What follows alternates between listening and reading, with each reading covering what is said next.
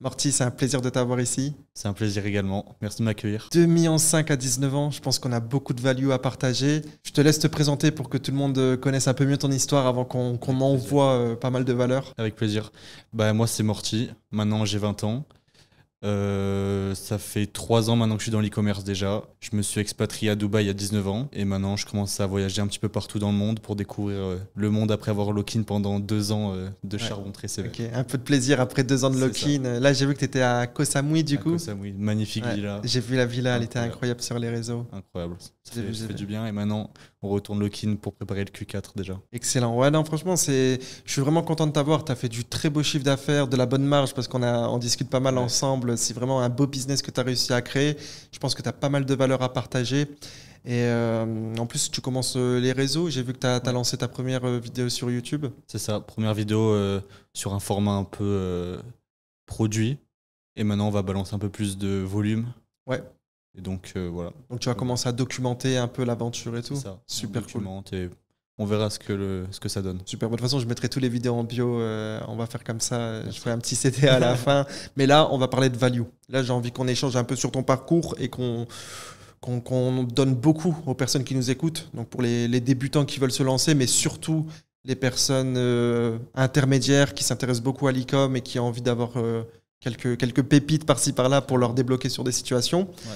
Du coup, toi, tu as commencé sur quelle plateforme, sur quels réseaux sociaux niveau ads? Donc, je me suis lancé au lycée en TikTok organique parce que j'avais vraiment pas d'argent du tout. Ok, donc tu as commencé en organique avant même les ads. C'est ça. Ok, ouais, sans argent. Comme la plupart des gens qui débutent, vous n'avez pas du tout d'argent pour vous lancer. Vous êtes peut-être étudiant, donc il faut trouver une solution. Moi, ma solution, c'était organique, TikTok et un peu de SEO, mais bon, j'étais pas très bon. C'était histoire Ouais. de vraiment faire le maximum Et possible. du coup, TikTok, si on s'arrête un peu là-dessus avant de continuer la suite de l'histoire, du coup, comment ça fonctionne un peu TikTok organique? Tu faisais des posts, tu Ouais. redirigeais vers un site en bio, c'est ça? En Je bio, connais pas parce trop. que c'est pas de l'ADS, donc organique. tu es obligé de faire un CTA link in bio. Link in bio, ok, And, donc vidéo, link in c'est bio, ça. ils vont sur la bio, ils cliquent Ils vont et sur ils le peuvent profil acheter. C'est ça, Ok. exactement. Et ça, c'est quelque chose qui peut toujours fonctionner selon toi de cartonner en organique? C'était un temps? Franchement, je suis plus dessus depuis au moins 2 ans maintenant. Ouais, Je pense qu'il y a toujours des gens qui s'en sortent très très bien. ok. Parce que bon, toutes les grosses marques sont en organique. Mais si vous avez de la trésor un minimum, je préfère aller en ads. Ouais, moi je suis pro ads. Hein. Ouais. Moi personnellement, c'est méta, méta, méta. Après, c'est toujours intéressant pour les personnes qui n'ont pas de. Ouais, si vous n'avez pas du tout de trésor, du tout, pourquoi pas? Franchement, Ok. faut se démerder. Faire du contenu viral sur un produit, link in bio sur tous les posts, et on envoie du volume. 3-4 par jour. Comprendre les codes de la plateforme, Ouais. faire quelques ventes, faire sa Ça. première trésor et ensuite passer sur de l'ads. Exactement. Ok. Donc, ok, super intéressant. Donc, tu commences à te faire une petite trésor sur de l'organique. Sur de l'organique. Et derrière, qu'est-ce qui se passe une fois que tu as ta première trésor? Derrière, je commence Google Ads parce que c'était vraiment raccord avec ma niche. Ok. C'est-à-dire que les gens étaient intéressés par le produit. Une brand de niche, donc ça, c'était bien raccord. Il y avait de la recherche, tu savais que. Il y avait ok. pas mal de volume et pas beaucoup de concurrence. Donc j'ai gardé ce même shop d'organique que j'ai transi en SIA, du coup en Google Ads. Ok. Donc, SIA, pour que tout le monde comprenne, c'est de la recherche sur mots-clés payants sur Google. C'est ça. Ok.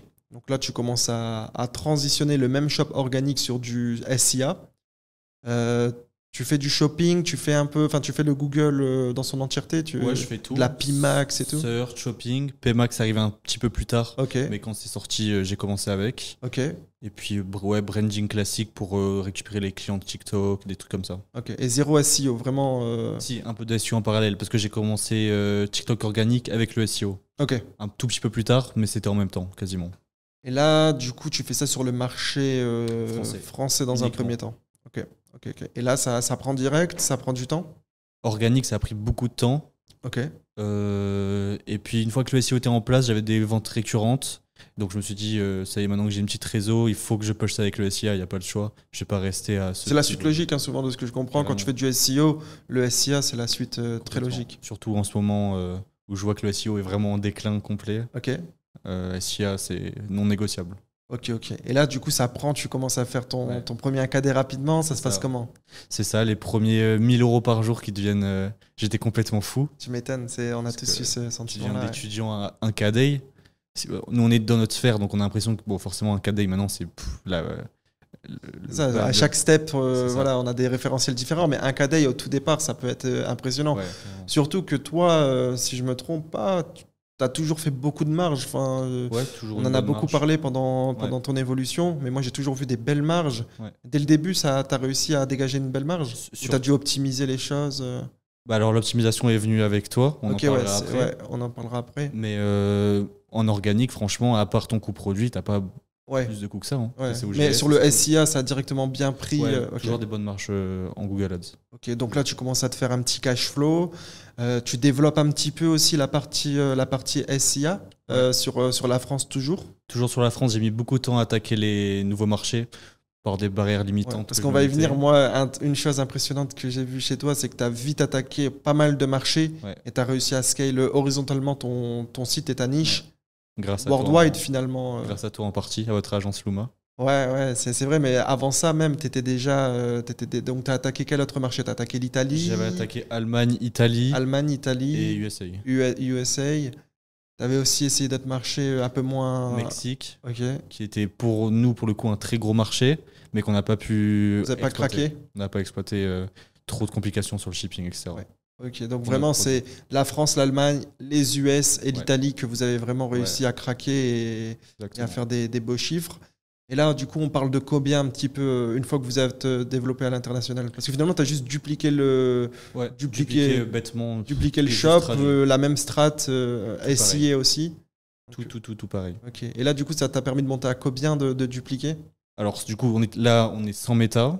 Et on était autour des 3 KD max. Et je voyais vraiment qu'il y avait un potentiel pour aller chercher plus. Donc, on vient à ce moment où je me lance sur Meta. Zéro compétence. C'est là qu'on a commencé à parler un peu plus sérieusement ensemble, quand tu me disais que tu avais une super niche, un super potentiel, que tu dégageais beaucoup de marge avec 3K. Ouais. Et que finalement, le SIA est tourné, tu pouvais pas forcément. Tu pouvais pas aller plus haut au vu du nombre de recherches et autres. Et du coup, là, c'est là que tu m'as appelé. Au début, c'était beaucoup pour du CRO et essayer de craquer l'ADS sur Facebook. Complètement.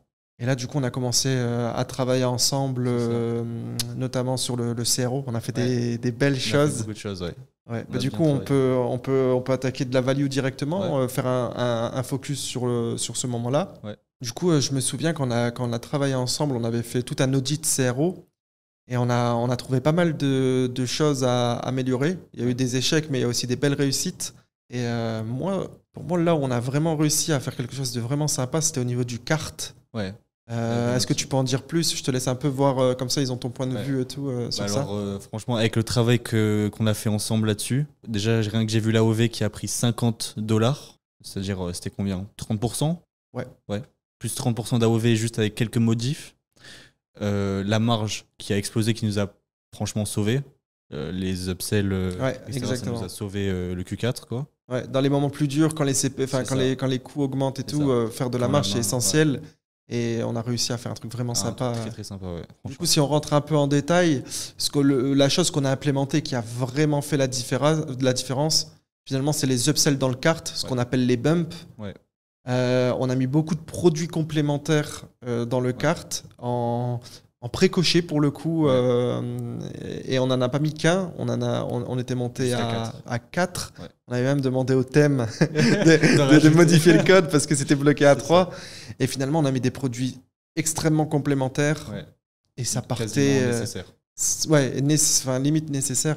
Et ça partait, mais comme des petits pains. Les gens décochaient pas et c'est de la marge quasiment gratuite parce qu'il y a même certains produits. Et c'était pas caché ou autre, c'était vraiment des upsells très très visibles juste en dessous du produit, mais qui étaient ultra complémentaires. Ouais. Et mais ça a cartonné. C'est ça. Et quand le client décochait, ensuite ce qu'on a mis en place, c'est un post-purchase. Et là, franchement, on avait un conversion rate incroyable parce que le mec, il n'avait pas acheté, je sais pas, son upsell à 9,99 et sur le post-purchase, il est à 4,99. Finalement, en fait, on a vraiment fait un funnel d'upsell de produits complémentaires avec des prix qui sont tous différents. Comme ça, on peut toucher toutes les audiences. Des personnes qui voulaient un upsell à $15, ils avaient $15. Ceux qui voulaient mettre 30, ils avaient 30. Carrément. On a ça, donc c'était une vraiment belle réussite au niveau du cart. Donc 4 produits complémentaires. 4 produits complémentaires et une option de livraison très high ticket entre guillemets. Exactement. Ça, avec le produit, pour le coup, Ça passe c'était bien. vraiment intéressant. Moi, il faut savoir que je recommande pas forcément tout ce qui est assurance transport. Ça me fait peur. L'ayant AB test beaucoup de fois, j'ai beaucoup vu le profit par visiteur baisser Ouais, en mettant une assurance transport précochée. ouais, En plus de ça, il faut savoir que ça fait baisser le conversion rate et ça augmente l'AOV. C'est un peu c'est un peu Ouais. ce qui se passe en général. Mais j'ai vu du profit par visiteur moins élevé avec l'assurance. Et en plus, quand on est dans une niche avec avec du recurring, avec de la LTV, Ouais. le fait d'être moins rentable en cold, vu qu'on fait moins de profit par visiteur, et le fait qu'on a moins de conversion rate, donc moins de clients récurrents, ça peut être très néfaste sur un shop. Mais toi, c'était différent parce qu'on est sur un produit très high ticket avec une super valeur perçue. Et là, l'assurance transport avait un sens. un véritable sens. Ouais. Et ça rappelle aussi les bases du CRO. C'est vraiment à adapter à chacun. Il n'y a pas une règle pour Y a tout le pas de monde. règle. Ça dépend de l'audience, de la niche, de la manière dont c'est amené. Donc ça, c'est super intéressant. Au niveau des upsells, on avait quelque chose comme, dans le kart, on avait quelque chose comme 70-80% des personnes qui prenaient au moins Au moins un. un produit. Ouais. Et il y en avait beaucoup qui en prenaient Franchement, deux, trois. 50% qui prenaient tout, je pense. Hein. Ouais. À chaque fois, je regardais les nombres d'upsells, c'était la grande majorité qui prenait tout. Et ce qui était hallucinant, c'est qu'avec ce test-là, on avait plus, comme tu disais, une trentaine % d'AOV en plus. Ouais. Mais c'était de la full marge parce Que que de la c'était marge. des produits qui margeaient à 80-90%. Ouais, carrément. Donc ça, c'est quelque chose qu'on pourrait recommander du coup à ceux qui nous écoutent. Des produits légers, grosse marge, c'est magnifique. pour un Produits. upsell. Donc les critères pour avoir un bon bump. Donc un bump, c'est l'upsell dans le kart, comme ça tout le monde a les bons termes. Donc pour toi, tu parlais de produits légers Légers, qui coûtent très peu qui coûtent très peu, et potentiellement qui sont complémentaires parce qu'ils vont plus facilement partir. idéalement complémentaires, enfin j'ai même envie de dire idéalement complémentaires. Moi j'ajouterais peut-être un critère ou deux. Sur le marché européen, idéalement à moins de 20 euros. Voilà, c'est un produit complémentaire. Il faut que ça soit au moins, enfin, ça soit facilement ajoutable, abordable, que ça soit loin de l'AOV, enfin loin du prix du produit de base. Faut pas que la personne réfléchisse à Exactement. oui ou non, C'est un petit bump, on clique, on prend, on réfléchit pas. brain. Aux US, on peut monter sur du 30, voire même 40 $ selon le coût le prix du produit. Ouais. Et moi, je rajouterais aussi produit explicite, avec un nom explicite. Il faut qu'on comprenne, juste en lisant le titre et avec une petite image dans le bump, qu'est-ce que c'est. Pas que ça soit compliqué. Voilà, il faut que le nom il soit très clair. On Si sait ce qu'on la personne ajoute. réfléchit dans le kart, c'est potentiellement une perte de Ça, clients. la règle numéro 1, il ne faut pas réfléchir. Produit léger, grosse marge, nom explicite, moins de 20 euros, moins de 30 $. Et s'il n'y a pas de variante, c'est mieux. Ouais. S'il y a 2-3 variantes, ça peut passer, mais on évite de mettre 10 000 variantes. Franchement, si en un clic il peut ajouter, c'est le mieux. C'est ça, sans one réfléchir. click upsell. C'est exactement ça. Donc là, c'était la partie bump. Donc ça nous a beaucoup aidé sur le shop. Là, d'un coup, Ouais. on a pu scale. Plaque tournante, je pense. Pardon ? Plaque tournante, je pense, Ouais. sur le business. Ouais.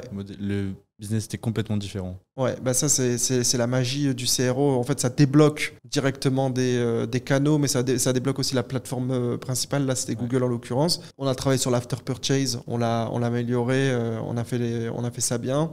On a aussi mis en place un bundle. Ouais. Donc le bundle, finalement, c'était le même produit. On a mis un autre produit complémentaire en bundle. Ça n'a pas été game changer pour le coup, beaucoup moins que les bumps. Beaucoup moins que les bumps. Beaucoup moins que les bumps. Finalement, ça n'a pas baissé le CVR. Il y avait quand même quelques personnes qui prenaient le bundle. Ouais. Les effets cumulés, c'est les petites choses. C'est incrémental. 5% par-ci, 10% par-là. Donc, je pense que c'était intéressant, mais c'est vrai que ça n'a pas été game changer autant que les bumps. Ça reste à tester. Franchement, ta mentalité, c'est de tout tester un maximum. Et c'est la meilleure, quoi. Parce qu'à la fin, tu te dis, bah, j'aurais été con de pas tester ça. Tu te retrouves avec un truc ultra winner. Exactement. Tu serais passé à côté parce que tu n'as pas trop testé, etc. Et c'est là que finalement, après avoir ajouté un bundle qui était pas si mal, des upsells dans le kart qui ont été, on peut dire, révolutionnaires hein, finalement sur le shop en termes de marge, et des after purchase vraiment intéressants. En plus, le funnel avait du sens, c'était cohérent du début à la fin. La marge, elle a explosé, le shop a scalé vraiment fort. Et c'est à ce moment-là qu'on s'est dit, en vrai, il y a peut-être un truc à jouer sur Facebook Ads. Il y a un truc à faire péter là. Après, ce qu'il faut dire aussi, c'est qu'il y a eu des belles réussites, mais il y a aussi eu pas mal d'échecs. On a essayé un pre-purchase. On pensait que voilà, on voulait upsell. On n'a pas forcément réussi à craquer ça. Voilà, il y a des choses qui passent, il y a des choses qui passent pas. Ça fait partie du jeu. C'est normal. Puis sur ce shop, il y a eu beaucoup de mésaventures. Ouais. On a été freiné avec des bans, avec des restrictions. Ça nous a un peu freiné dans la course, mais bon. C'est ça. Ça fait partie du jeu. Du coup, Google, là, ça prend vraiment bien. On monte à combien après ça en plus, il y a eu le Q4 qui arrivait au même moment. Du coup, on a monté jusqu'à combien juste avec Google. À ce moment-là, moi, je délègue parce que c'est hors de mes compétences. Je le sens bien. Je gère plus le truc. Ouais. Je cite la personne. Tu peux, bien sûr. Ouais. Donc, je passe par Carly. Tout le monde le connaît, je pense, dans le... Carly, moi, c'est quelqu'un que j'aime beaucoup, quelqu'un que je recommande. D'ailleurs, il y aura un épisode de Focus, ma mini-série, où on zoome sur l'expertise des personnes. J'essaie de faire venir vraiment des top personnes. Donc ça, si vous voulez aller voir, ils peuvent aller voir sur ma chaîne YouTube. Il y a une playlist qui s'appelle Focus. Il y a vraiment des invités d'exception qui parlent de leur expertise. Et justement, sur Google, c'est Carly. Donc c'est un plaisir de parler de Carly. Ouais, c'est super fort, super sympa, super fort. Non, c'est ça, franchement, Carly, pour déléguer son Google, c'est très bien. Et du coup, là, tu délègues cette partie-là. Comme ça, il gère à 100% ton Google. Il gère tout, franchement, rien à dire. Ouais, exactement. Donc comme ça, toi, tu délègues ce que tu connais. Ça, c'est très important. Et là, tu décides d'aller craquer Facebook. Tu fais appel à nous. Donc en plus du CRO, on attaque les ads. Là, je te laisse un peu expliquer du coup comment ça se passe les débuts par la suite. Donc là, on attaque Meta après avoir augmenté à fond l'AOV, le CVR. Ouais. Alors, vous m'avez beaucoup débloqué des barrières parce que pour moi, il fallait toujours tester des créatifs jolis qui mettaient bien en valeur le produit, etc. Et finalement, je vois que les créas les plus, entre guillemets, moches fonctionne le mieux. Juste des petits dessins, des écritures à la main. Pour moi, c'est inimaginable parce que j'avais aucune compétence, aucun truc. Ah, t'avais pas d'expérience sur Facebook finalement? Toi, t'étais sur de l'organique avec uniquement de la vidéo sur TikTok. Ensuite, t'es passé sur du mot-clé avec Google. Ouais. Et finalement, tu découvres la statique. C'est ça. Et là, tu te rends compte que c'est pas le beau qui fonctionne. C'est pas du tout le beau. Pas du tout. Et là, on travaille ensemble. Et là, tu vois nos ugly ads. Ouais. Tu te grattes la tête. Et tu te dis, qu'est-ce qui me fout? Qu'est-ce qui se passe là? Et là, on fait du beau, du moins beau. Et tu te rends compte que c'est pas forcément le plus beau qui fonctionne. Je me rappelle de Creative ROS 3 avec 24 spend où c'est vraiment basique de chez basique. Ouais. C'est pas du tout esthétique. Yes. Mais le message est clair. Et ça a converti. C'est le plus important. Et là, en plus, on est en plein Q4. On prend du temps à craquer quand même Facebook Ads. On va y revenir sur ça, justement. Et là, on fait des super chiffres ensemble pendant Q4. Donc là, on arrive période Black Friday. 2-3 mois après qu'on travaille ensemble. On arrive à avoir quelques winners sur Facebook Ads. Ouais. Google, il tourne à plein régime. Le site a été pas mal optimisé à ce moment-là. Et là, on tape combien pendant le Q4? Le pic que j'ai fait, c'était 23 KD. 23 KD. Et sinon, on a stabilisé, je pense, à entre 10 à 18K tout le Q4 pendant 2-3 mois. Ouais. C'est cool. Mignon. Hein. Ouais. C'est là qu'on se rend compte que l'e-com, ça va vite. Du coup, tu fais 3 KD, ce qui est énorme, avec beaucoup de marge. Ouais. Un peu avant, pas si longtemps avant, tu faisais 1 KD. Ouais, ça va très très vite. Et on travaille ensemble, mais c'est pas que nous. Hein. On t'a vu aussi beaucoup bosser, être derrière ton business. C'est vraiment super, super intéressant cette période-là.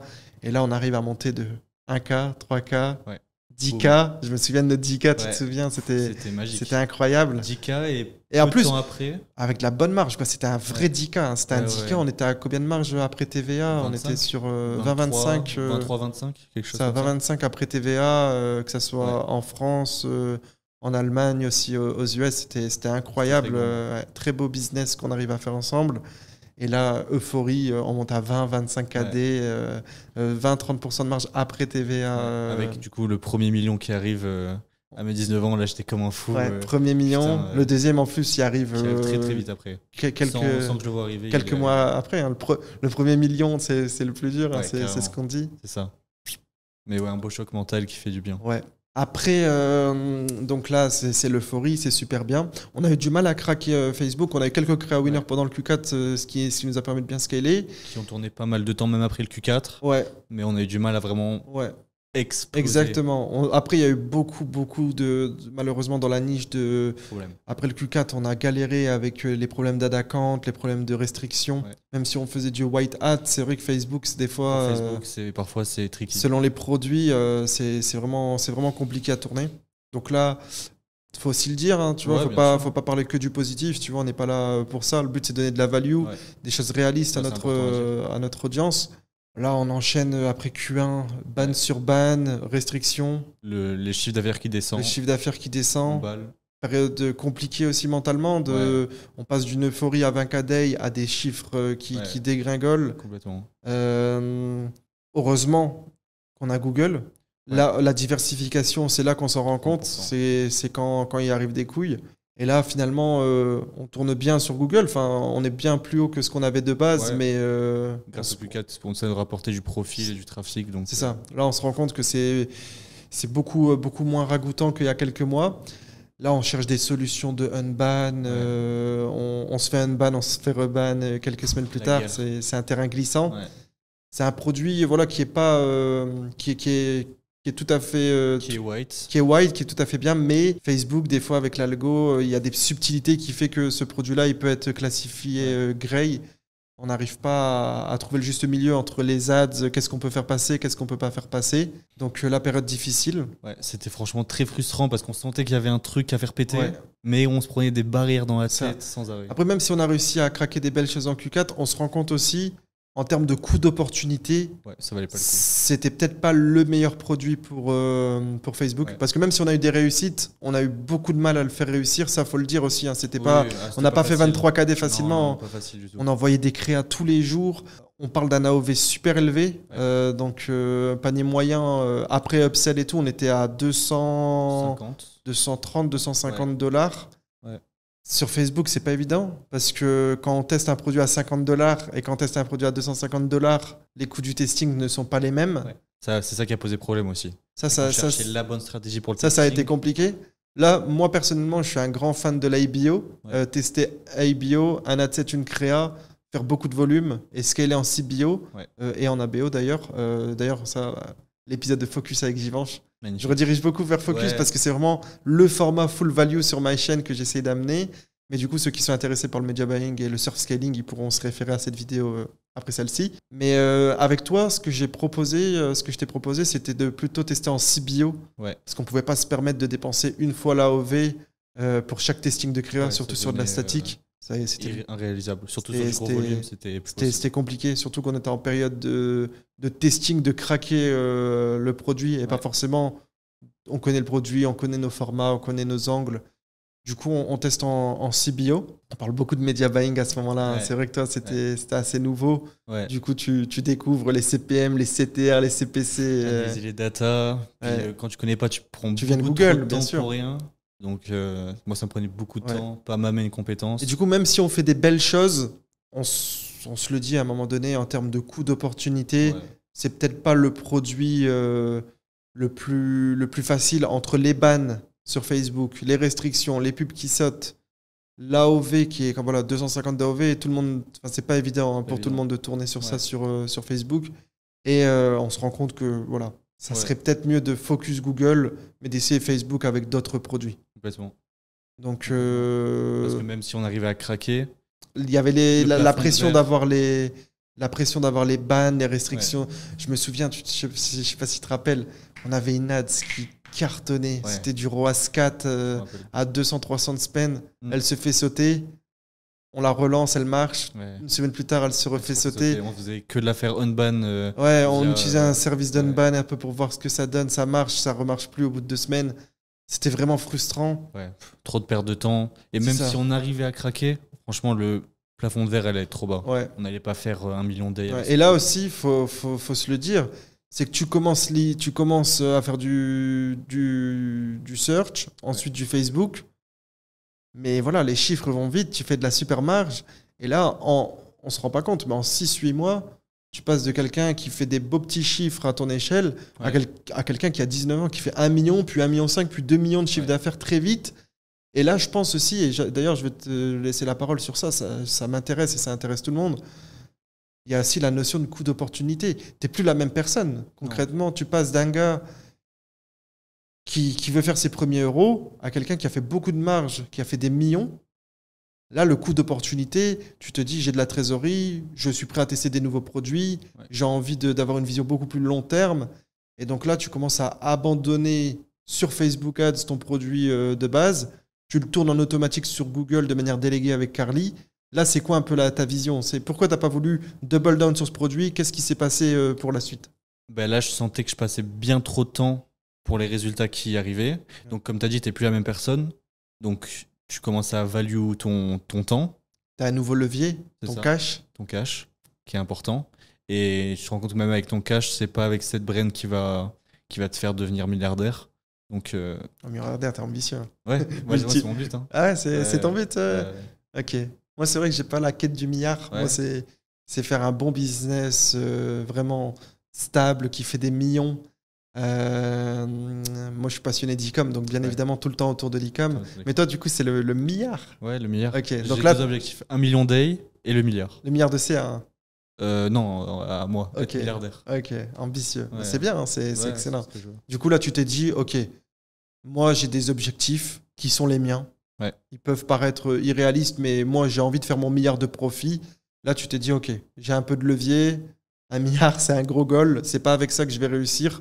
Donc là, tu commences à dire, ok, qu'est-ce que je peux faire maintenant pour aller atteindre mes goals horizon 5, 10, 15, 20, 30 ans? C'est ça. Parce que même au-delà de parler du milliard, je voulais faire 10 millions. Je pense pas que je vais les faire rapidement avec cette brand. Ouais. Donc, ok, tu t'es dit coût d'opportunité, voilà. C'est un bon business, il tourne en auto sur Google, Facebook c'est plus compliqué que ça en a l'air à l'année, peut-être Q4 il y a des momentum. C'est ça. Et donc là voilà, qu'est-ce que tu fais à ce moment-là? Là je, entre guillemets, abandonne complètement le shop, il tourne en automatique avec Carly, j'ai mon SAV et tous les process qui sont en place, c'est bon, je vis avec et à côté je fais mes nouveaux projets.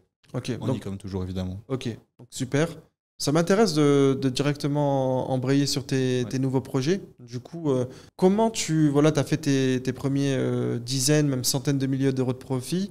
C'est quoi un peu ton mindset pour attaquer un nouveau projet? Tu prends quoi en compte? Est-ce que c'est la même réflexion qu'au départ ou alors tu analyses différemment?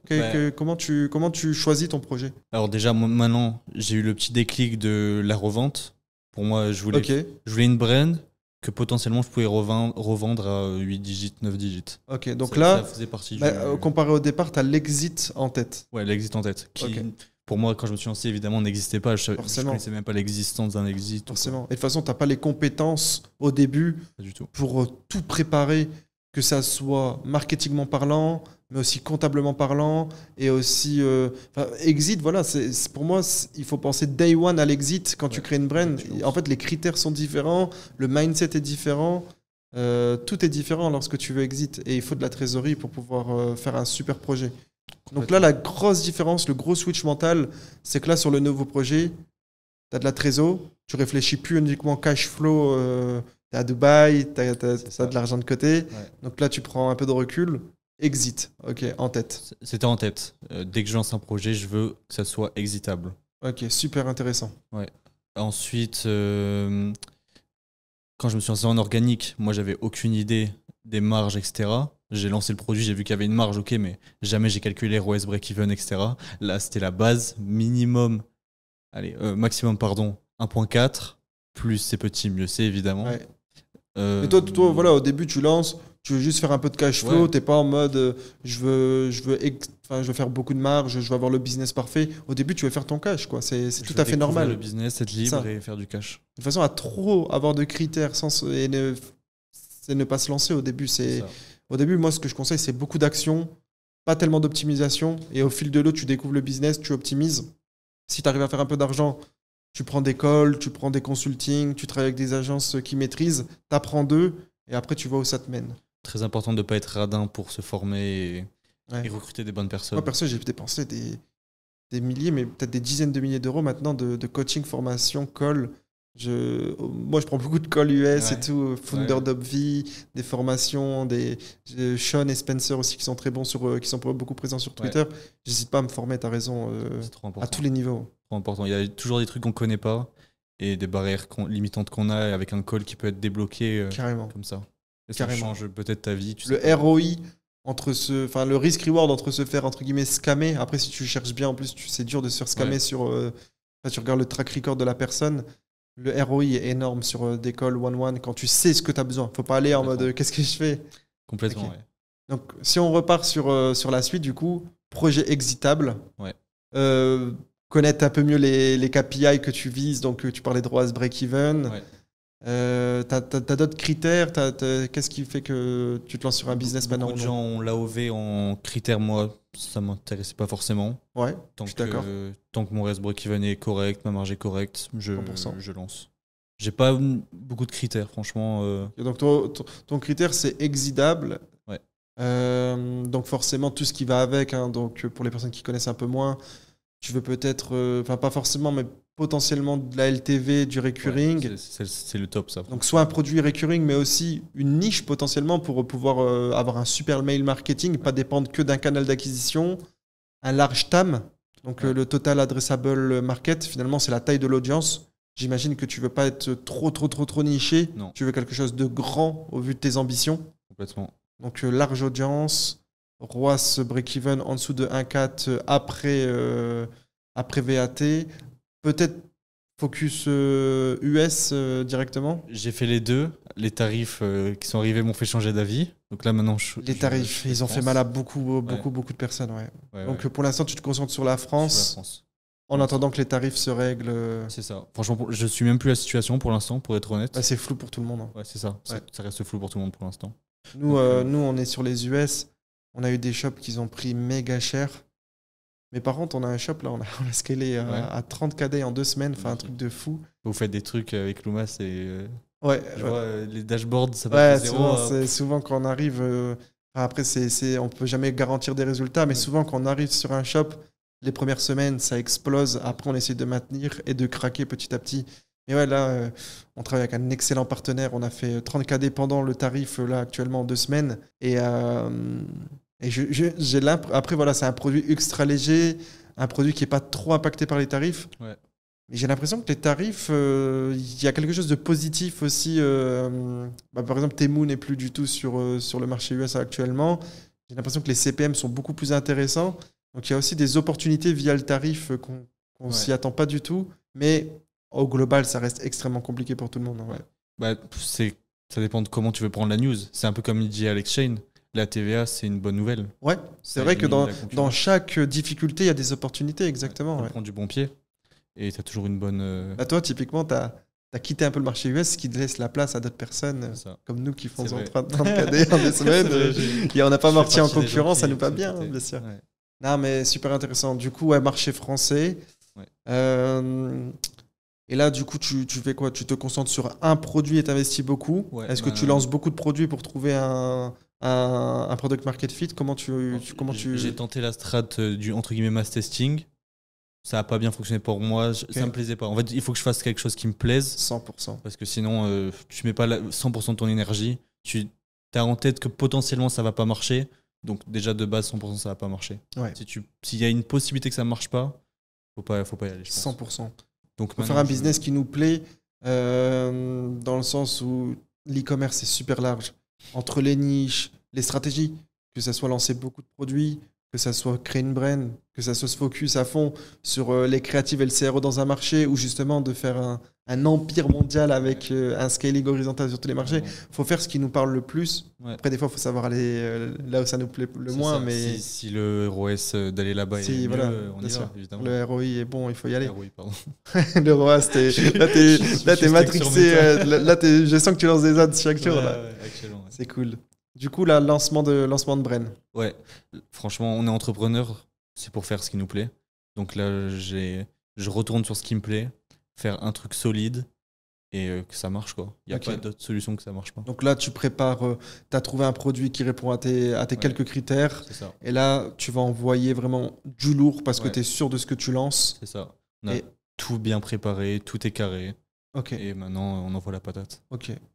Et en plus de ça, une bonne intensité. C'est pas parce qu'on est sur un monoprod, c'est pas parce qu'on est en brand qu'il faut passer du temps et tout. C'est vitesse d'exécution, lancer beaucoup de créa, vite valider un product market fit, itérer sur ce qui fonctionne, vérifier l'offre, vérifier les créatives Et si ça marche pas, next product. C'est ça. Voilà. Ça, c'est une erreur que je vois souvent. C'est souvent, en fait, les brands, ça devient un bébé. Ouais, Et on fait traîner ça sur 1 mois, 2 mois, 3 mois. Et quand ça marche pas, on est perdu.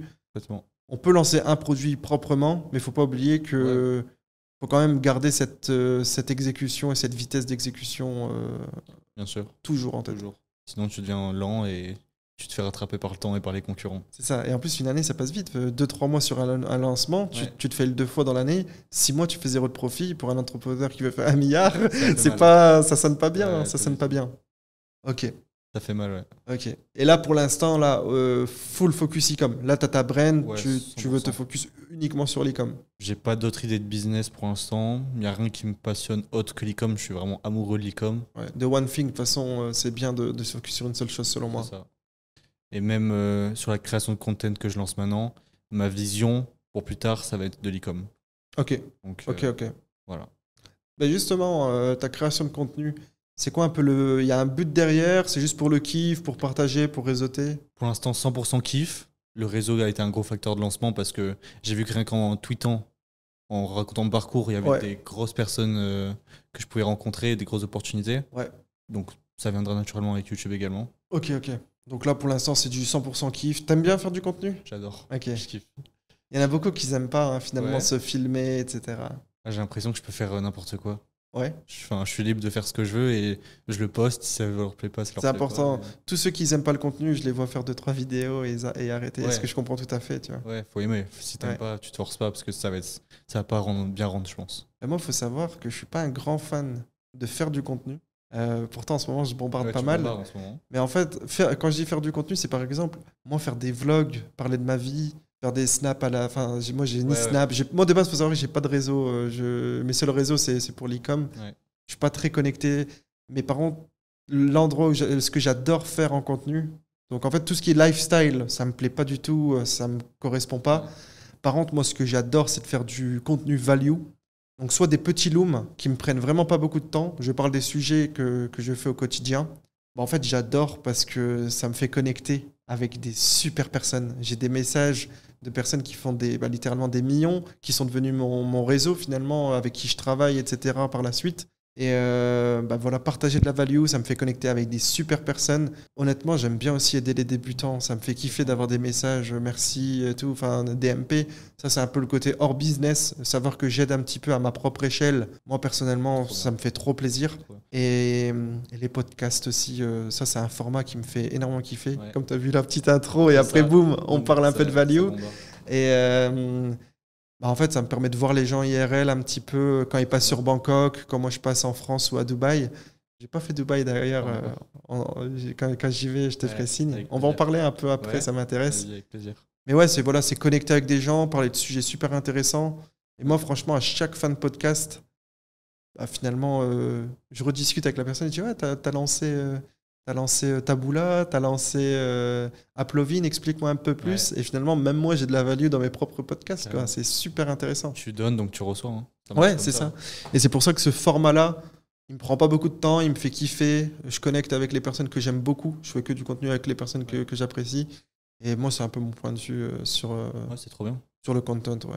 Trop bien. Et je conseille à tout le monde de se lancer. Si vous aimez ça, un minimum ça permet de faire des connexions. Et peut-être commencer plus sur Twitter, ça prend moins de Ouais. temps, c'est du format écrit. YouTube, ça prend un peu plus de temps. Nous, on a de la chance de déléguer, que ce soit le montage, les thumbnails, donc ça prend moins de temps. Donc ça, c'est vraiment cool. Ouais. Mais commencer sur Twitter, moi, je recommande à tout le monde. Carrément. Tu bosses avec Ange? Ouais, je travaille Ouais, avec c'est- Ange sur la partie thumbnail. Moi, je suis un grand fan de son boulot, c'est vraiment cool. Et avec Kazé sur la partie montage vidéo, il fait aussi un super boulot. C'est ma petite équipe de Ouais, choc c'est trop bien. en Ça content. bombarde. Là, je vois que tu bombardes à fond. Ouais, c'est ça. J'ai pas mal délégué cette partie montage, thumbnail. Et après, mon content, voilà, comme tu vois, on vient, on Ouais. discute, on échange. En un Et message. en un message hier, tac, on est à côté. Et ça me prend pas beaucoup de temps, ça me fait connecter. C'est génial. Trop bien. Trop bien, trop bien. Même aider les débutants, comme tu as dit. Ouais, ça fait Recevoir un plaisir. message, Ça fait plaisir de recevoir un message, t'as aidé quelqu'un. Et en plus, comme tu dis, donner pour recevoir. Moi, voilà, je suis pas très transactionnel dans mes relations. Je suis persuadé que je vais aider quelqu'un et je laisse le temps au temps. Dans 6 mois, 1 an, 2 ans, il va finir par être très bon et on va peut-être travailler ensemble sur un excellent projet. Ou alors on travaillera pas ensemble, mais il fera partie de mon réseau. Et il aura commencé avec mes vidéos. Ça, c'est quelque chose que j'ai déjà vu, hein, des personnes que j'ai aidées il y a 1 an qui finalement font des excellents chiffres actuellement et qu'on finit par travailler ensemble. Ou à contrario, on est juste amis, on est sur Bangkok, on connecte et ça fait super plaisir. Quoi. Il m'apprend des choses. J'apprends au début et ensuite les personnes m'apprennent. Et ça, moi, c'est un kiff. Quoi. Il me donne des insights, de la data, il teste des choses que j'ai pas forcément testées. Et ça, c'est super cool. C'est de la value. Value contre value. Exactement. Morty, je sais aussi que tu as eu pas mal de problèmes de supply chain, que tu as beaucoup creusé le sujet. Je pense qu'il y a pas mal de value à donner aux personnes sur ce domaine-là. Donc toi, tu t'es fait scammer par manque de connaissances, beaucoup d'argent avec ton agent. Est-ce que tu peux nous expliquer un peu l'anecdote, combien tu as perdu et qu'est-ce que tu conseilles à un débutant pour ne pas faire les mêmes erreurs que toi? Ouais. Bah alors, j'ai perdu 6 digits par bêtise, c'est-à-dire manque de connaissances, et par naïveté, parce que je travaillais qu'à la confiance. Donc j'ai maintenant plus du tout à la confiance. Des trucs tout bêtes pour pouvoir résoudre ce genre de problème. Signer un contrat, recevoir le produit. Donc attends, avant de donner la value et qu'est-ce qu'il faut faire, peut-être me donner un peu plus, enfin nous donner un peu plus de... Avant peut-être d'expliquer ce qu'il faut faire, peut-être expliquer un peu plus le contexte, comme ça on comprend encore mieux. Donc tu as perdu 6 digits à cause de ton agent. Qu'est-ce qui s'est passé concrètement? Comment tu perds autant d'argent avec un agent? Bah alors il y a premièrement, sur le long terme, où il gonflait les prix, 35% de COGS en plus que j'ai actuellement. Ok. Donc sur mon... Non justifié. Non justifié. Parce que j'ai découvert qu'en fait c'était pas une usine. Moi, il se présentait comme une usine, il m'envoyait des photos d'usine, etc. Mais pas du tout. En fait, c'était juste un intermédiaire, un middleman, qui prenait sa grosse com pour le coup. Un middleman qui prenait beaucoup de com. Parce qu'il y a des agents logistiques, des agents de fulfillment, qui sont pas les usines, qui prennent une com qui est OK, mais par contre, ils vérifient bien la qualité des produits qui viennent des usines, ils mettent le packaging, ils gèrent aussi tout l'aspect logistique entre Unexpress, faire du stock, etc. Donc ça, c'est justifié. Mais toi, c'était vraiment un middleman qui servait à rien. Tu le sais, c'est un agent. Tu sais qu'il travaille en tant qu'agent. Il te le dit et c'est transparent et tu sais combien il prend pour gérer cette partie-là. C'est ça. Et moi, même après plusieurs demandes sur du long terme, plusieurs mois, à chaque fois, il me donne des faux certificats d'usine. Ok, il te disait que c'était l'usine en fait, finalement. Okay. Naïvement, moi, j'ai pas vérifié, il m'envoie un certificat d'usine. Je peux comprendre, finalement, tu fais confiance. Ça fait 1 an qu'on travaille ensemble, je m'attends pas à ce qu'il me nique, quoi. Pas de souci là-dessus. Donc, sur le long terme, tu prends 35% de COGS en plus. C'est énorme, 35% sur un aussi gros OV, c'est un enfer. Donc, déjà ça. Et puis, pendant le Q4, le volume qui a énormément monté, il m'a dit pas de souci, je peux assumer le volume de shipping, il n'y a pas de souci, etc. Sachant que du coup, notre produit, je sais pas si je le précise ça, notre produit pour les shipping lines était aussi compliqué, très volumineux, lourd. Oui, tu peux le dire, c'est un produit qui peut poser un peu problème lors du transport parce que c'est un produit particulier. En plus de ça, il est volumineux, lourd et long. Je veux dire, il est volumineux, quoi. Et du coup, c'est pas évident côté logistique. Et d'ailleurs, petite parenthèse, faire autant de marge avec des COGS pas optimisés, c'était quand même une dinguerie, ces chefs-là. C'est fou. Et maintenant, je pense à la marge qu'on a loupée via CCOGS, ça me fait encore plus mal. Et quand tu dis j'ai perdu 6 digits, c'est pas sur le scam, c'est pas sur le long terme, c'est vraiment sur un scam précis que je vais. Ok, donc là, c'est même pas la plus-value potentielle. Non, c'est vraiment. Donc ça peut être ajouté potentiellement dans le calcul. Ajouté. Là, les 6 digits, c'est juste le scam brut. Donc pendant le Q4, il m'a dit qu'il pouvait assumer les coûts. Donc on vient en décembre, je lui envoie, je sais plus. 2 fois 47 000 $, je crois. Je l'ai en tête parce que ça m'a bien traumatisé. 47 282 $, c'est ça. Tu te souviendras toute ta vie de celle-ci. Et il me promet des trucs. Ok, d'ici une semaine, tes 1000 commandes que j'ai du retard, je vais les ship. Finalement, je vois qu'il me trouve des excuses à chaque fois. Et jusqu'au moment où il me répond plus. Et il a pas envoyé les commandes. Ok, je connaissais pas l'histoire. Ok, en fait, littéralement 90 000 $ d'envoyés. Ouais. non shippés, plus de C'est réponses, ça. qui disparaissent. Qui disparaît, qui m'a répondu plus tard avec de nouvelles excuses, etc. Et il t'a quand même shippé des Non. produits, il t'a remboursé. Non, non. Et il a envoyé d'ailleurs, pendant ce moment transitoire, entre le moment où il shippait et il shippait plus, des produits, mais nul au client. D'une qualité, tu sais, on avait mis le point quand même sur la qualité. Ouais. Et des Ouais, toi, trucs, mais, t'étais très à cheval sur avoir une super ouais. qualité, une surtout super pour expérience ce- client. Surtout pour ce produit. Exactement. Et il avait envoyé de la camelote, quoi. Vraiment. Ok. Ok, donc là, si je comprends bien, tu t'es fait no shipper, entre guillemets, à 90 000 $. Du coup, tu changes d'agent, tu ships ses commandes. En urgence. Donc En je paye- urgence. je paye 2 fois les mêmes commandes. En mais plus, tu fais ça bien, tu ships en urgence, du coup, Ouais. ça augmente le coût. Ouais. Donc là, concrètement, si on doit mettre un prix sur le préjudice, donc tu as 90 000 $ qui partent Ouais. dans le vent et ne répond plus. Tu dois shipper en express, ce qui t'augmente tes coûts sur 1000 commandes. On peut mesurer ça, le surplus, à 20-30 000 euros. Ouais. Même peut-être on peut monter à 40-50 000 $ si on prend en Ouais, compte le pour fait les que trucs express, les il y a des litiges et tout. litiges, il y a des. Ok, On a donc eu, là on je est. sais pas, 60 000 euros bloqués sur PayPal. Stripe, Putain, des ouais, les réserves. PSP, les blocages, horribles. Du coup, là, on est déjà sur du 140-154 $ de perte sèche à cause de lui. Et via les COGS où on Et fait. si on prend en on est à compte 200 plus. si on prend les COGS qui étaient beaucoup trop élevés comparé à ce que tu devrais avoir de base, on est sur du 200 plus 200 plus. Facile. facile. Facile. Ouais. Ouais, ouais, même, Surtout avec le ouais, Q4, ouais, bien franchement, facile. Ouais. de ce que tu me dis, entre les vrais prix et le prix qu'il t'a donné pendant toute cette période de Ouais. Q4, Q3, on est sur du 200 plus. 200 plus. Donc là, concrètement, un débutant, il entend cette histoire. Il y a moyen de perdre 200 000 $ bêtement en travaillant dur à cause d'un mauvais partenaire logistique. Mais il faut se dire que c'est sa faute aussi. Enfin, c'est de sa Être propre responsable, faute. Ouais. ok, C'est 100%. c'est toi qui as fait confiance, c'est toi qui as pas signé les contrats, t'as fait les erreurs, t'as pas cherché d'autres agents. C'est ma faute. Moi, je mets pas la faute sur lui. Hein. C'est Ouais. tant pis Et pour donc moi. là, maintenant, il y a un petit gars qui vient, qui commence à scaler sur Meta Ads, sur Google ou sur TikTok, sur Snap. Voilà. Il a pris son agent en rapide, il n'a pas forcément vérifié auparavant, il n'y avait pas d'enjeu. Maintenant, il commence à en avoir. Ouais. Qu'est-ce que tu peux lui dire en mode, voilà, j'ai perdu 200K, tu vas pas faire les mêmes erreurs que moi grâce à ce que je vais te dire maintenant. Qu'est-ce que tu as à lui dire? Premièrement, tout bête, signer un contrat, vérifier tous les documents de la société, etc. Recevoir son produit RL, voir si c'est la qualité promise dont on parle sur WhatsApp, sur WeChat, etc.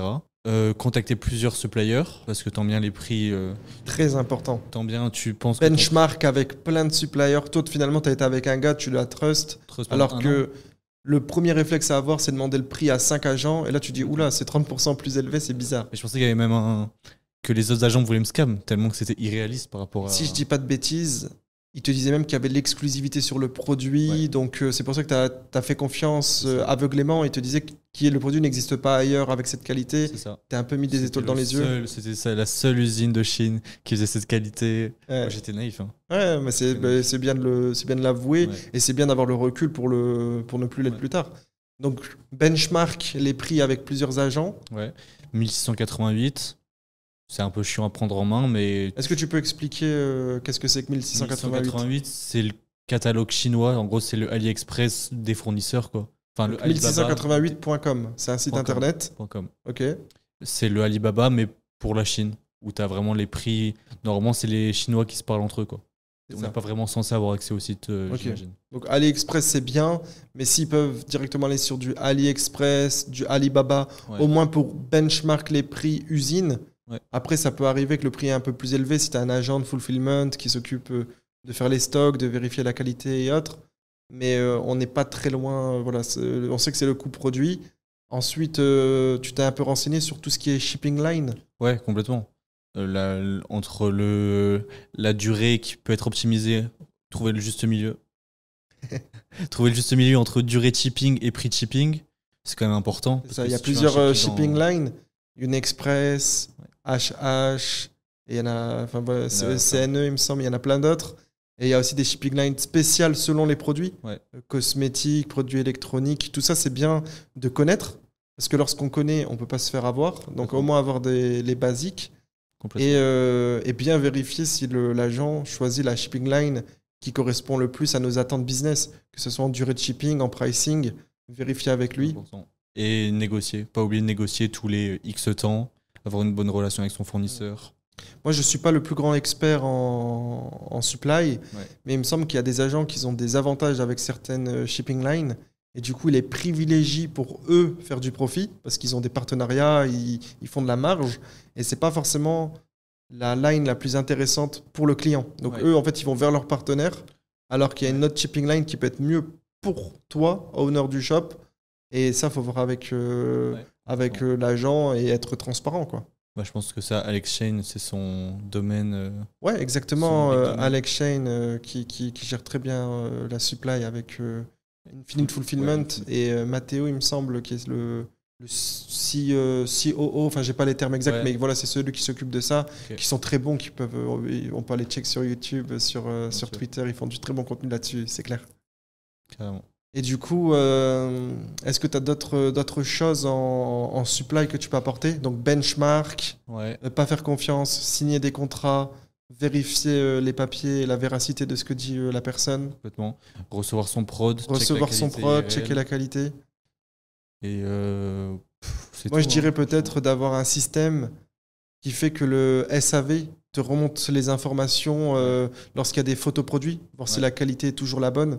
Enfin, vraiment écouter son SAV et que le SAV n'hésite pas à connaître le produit qui est vendu. Comme ça, s'il y a des écarts, elle peut remonter l'information à la supply.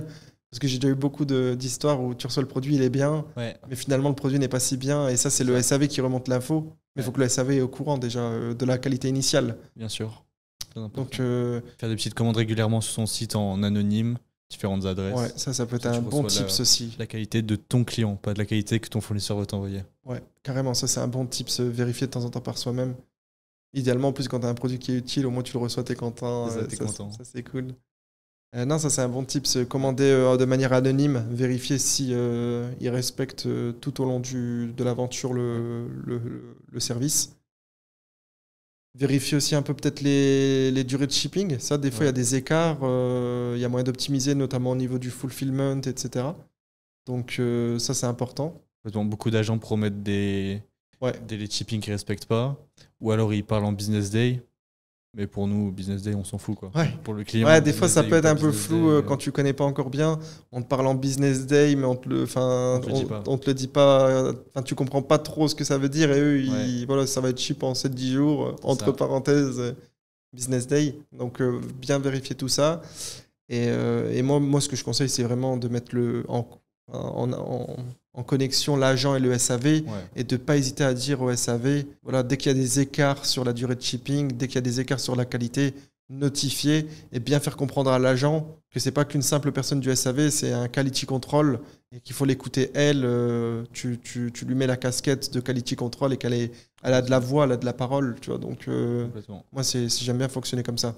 Vraiment quality control, le SAV il est là pour vérifier et s'ils disent quelque chose, faut que ça soit aussi important que si c'est moi-même qui le dis, tu vois. C'est très important ça. Complètement. Ok. Au moins, ça évitera à ceux qui nous écoutent de faire des erreurs qui peuvent valoir 200 000 €. Parce qu'ils sont mieux sur notre compte que chez un scammer chinois. Après, voilà, on va pas faire des généralités. Les Chinois, ça reste des super bosseurs. La plupart sont très bons. Mais voilà, des mésaventures, ça existe dans tous les pays, partout. C'est ça. Et le truc de vérifier les infos, encore plus dans mon cas, c'est qu'il m'a donné depuis le début un faux nom, une fausse société, une fausse adresse, tout faux. Pas cool, c'est-à-dire inretrouvable. Et j'ai même fait des procédures avec des avocats chinois. Ils m'ont dit, frérot, on va pas pouvoir le retrouver, ton gars, là, c'est pas possible. Surtout que les Chinois sont quand même très travailleurs, très pros. Mais on va pas se mentir, dès qu'on est sur du droit international, ça complexifie beaucoup de choses, ça engage beaucoup de coûts et t'es pas sûr de retrouver tes sommes. C'est ça. Voilà, dès qu'on fait du business entre différents pays, il faut partir du principe où il y a beaucoup de confiance et bien vérifier ses partenaires. Ne pas hésiter à avoir des recommandations, avoir un track record de la personne qui travaille depuis des années avec d'autres. Ça, c'est important. Ouais, complètement. Ok. Je pense qu'on a donné pas mal de value côté supply. Moi, j'ai envie de parler un petit peu de ton expatriation. On a donné pas mal de value, que ce soit sur le CRO, sur la supply, sur Google Ads. Maintenant, si on parle un peu de ton expat, et ça intéresse beaucoup de gens, je pense, notamment Dubaï. C'est pas mal ça fait à la rêver. mode, ça fait rêver. Moi, j'ai décidé de partir à Bangkok, donc je peux pas forcément parler de Dubaï. Explique-nous un petit peu, à quel moment tu as eu le déclic de t'expatrier, comment tu as vécu les premiers jours là-bas et comment tu te sens maintenant Ouais. à Dubaï. Bah alors, moi, j'ai drop out, du coup, juste après le bac. Ok, J'ai passé 1 an dans ma chambre à bosser lock-in. ok. J'ai commencé à faire mes premiers sous. Ça a commencé à émerger dans ma tête. Ok, peut-être que je peux commencer à partir d'un nouveau pays. Pas forcément pour habiter, déjà pour voir qu'est-ce que c'est que le. Et je rebondis là-dessus. Du coup, tu drop out, tu tryhard pendant 1 an le business Ouais. chez tes parents, Chez mes parents, dans ma chambre. dans ta chambre. Est-ce que c'était quoi un peu ton mood à ce moment-là? Est-ce que tu étais bien, tu fais de l'argent, tu dis ouais, je vais partir à Dubaï, vivre une belle vie, et en plus de ça, ça va m'améliorer potentiellement ma fiscalité et tout? Ou alors tu étais plutôt, il y avait un mal-être et tu voulais quitter ton Ouais. environnement? Plus un mal-être dans la campagne. Déjà, j'étais pas du tout push à aller plus loin. Ok. Je veux dire, rien que si tu fais 10 000 euros par mois dans la campagne où j'habite, t'es le roi du monde. T'as pas En besoin de France, faire 10 plus. 000 euros, Oui, rien qu'en c'est France, c'est au de global. base, c'est énorme, hein. De base. Et 10 000 euros, voilà, c'est beaucoup. Ouais, Après, ce qu'on ne dit pas, c'est il y a 10 000 euros et 10 000 euros. Il y a 10 000 euros sur un business stable, il y a 10 000 euros sur un business beaucoup volatile. Tous les 10 000 euros ne se valent pas. Mais Bien sûr. 10 000 euros, ça reste une belle somme pour un débutant, ouais, c'est sûr. Complètement. Et du coup, tu es en campagne, tu fais 10 000 euros. C'est ça. Je T'es- me dis, je peux même pas les dépenser. Même si je voulais les dépenser en tant que nouveau riche, aller un peu partout, Ouais. je peux pas. Je vais acheter. Je peux rien acheter, il y a rien. Ok. Toi, t'es Je- dépensier, hein. Ouais, j'aime bien. J'ai remarqué, hein. J'ai 10 000 euros, je suis nouveau riche quand je les dépense. Comment je les dépense On est un peu différent sur ça. Moi, c'est vrai que Ouais. je suis quelqu'un assez minimaliste. Mais du coup, toi, tu aimes dépenser. Tu es dans un environnement où finalement, tu peux pas profiter de l'argent que tu as durement gagné Ouais. en tryhardant. Et puis même, enfin, c'est la mentalité de la France. Tu gagnes de l'argent, tu le dis pas trop, t'as un peu peur. Forcément. Les gens ils te regardent bizarrement. Avec toutes les histoires qu'on entend, bon là, c'est un peu différent, mais Crypto. voilà, j'avais Ouais. les cryptos en tête. Il y a des gens qui se font. Enfin, tu parles un peu trop sur les réseaux, tu peux te faire littéralement séquestrer, quoi. Ouais. Après, nous, on n'est peut-être pas à ce On niveau-là, est pas à forcément. ce niveau-là, mais Mais tu l'as en tête, quoi. tu l'as en tête, exactement. C'est plutôt mental, mais il y a une insécurité grandissante qui est pas agréable. Complètement.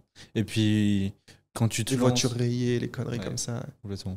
Et puis moi, je me suis lancé avec Yomi, comme tout le monde. Ouais. Comment faire de l'e-commerce, Yomi. Je vois, il est à Dubaï. Il y a une image qui m'a marqué, c'est quand il marche sur le parc du Burj Khalifa, où c'est vert, le drapeau des Émirats Arabes Unis. Ah, tu l'avais en tête. C'était mon objectif, je veux être là. Ok. Et après, je m'expatrie. Ok. Donc là, finalement, tu t'es dit la campagne, j'arrive pas à spend mon oseille. Non, Tu mais t'es même dit. hors de Spen, c'est je veux pas rester là. Ouais, Je- t'avais des amis un petit peu dans le Ouais, business Non, pas dans le business. Ok, J'ai des amis donc perso. t'étais assez isolé pour Ouais. parler de ton activité. J'ai jamais rencontré personne en pro en Ça, France. c'est frustrant, hein. Moi, j'avais cette frustration. Donc, moi, ça fait un moment que je suis expatrié maintenant. Mais à l'époque, j'avais l'impression d'être. Seul au monde. C'est quoi? C'est le mouton noir, c'est ça Ouais, qu'on dit. ouais, J'étais tout seul. J'avais envie de parler de mon business. Je suis passionné d'e-commerce, etc. Y a personne, Finalement, personne raisonne avec ce que je dis. complètement. Moi, je viens d'école de commerce. Tout le monde visait les Big Four, les KPMG, Deloitte, EY. Tout le monde voulait faire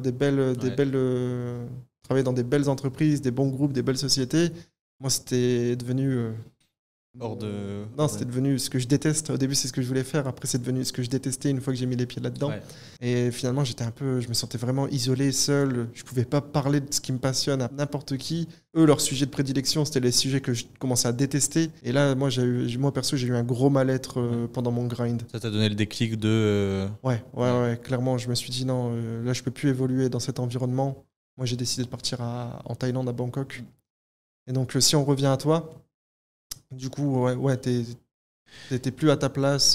Tu Bah, sens bien que t'es plus à ta place. Complètement. T'as l'image de Yomi en tête. Ouais, l'image exacte de Yomi en tête, comme j'ai dit. Et au début, je dis à ma mère que je pars qu'un mois, parce que ça fait peur. J'ai toujours habité chez mes parents, j'avais que 18 ans. Enfin, 19 ans. Ouais. J'ai eu C'est vrai 19 que ans t'es un peu pendant. plus jeune que moi. À 19 ans, les parents, en plus, c'est tout à fait compréhensible. À 19 ans, J'ai jamais habité tout seul, Ouais. ni rien, quoi. tu drop out en plus 1 an plus tôt. J'imagine un peu de pression des parents qui te disent qu'est-ce que tu fais de la Énormément vie. pression. Ça doit pas être dur, C'était hein. horrible. Mais c'est ce qui m'a poussé à réussir, je pense. Hein. Ouais. C'est t'as pas le choix, quoi. Et c'était Il t'encourageait comme dans tes Non, projets. pas du tout. C'était Si dans un mois, tu fais rien, tu quittes la maison, Ok. et ne rien faire, c'est trouver un boulot à Intermarché ou une connerie En fait, comme c'est ça. triste, mais d'un autre côté, je peux comprendre les parents dans ces conditions-là. Ils ont peur, Ils c'est comprennent normal. pas forcément ce que tu fais. Ils te voient un peu drop-out, ils te voient derrière le PC dans ta chambre.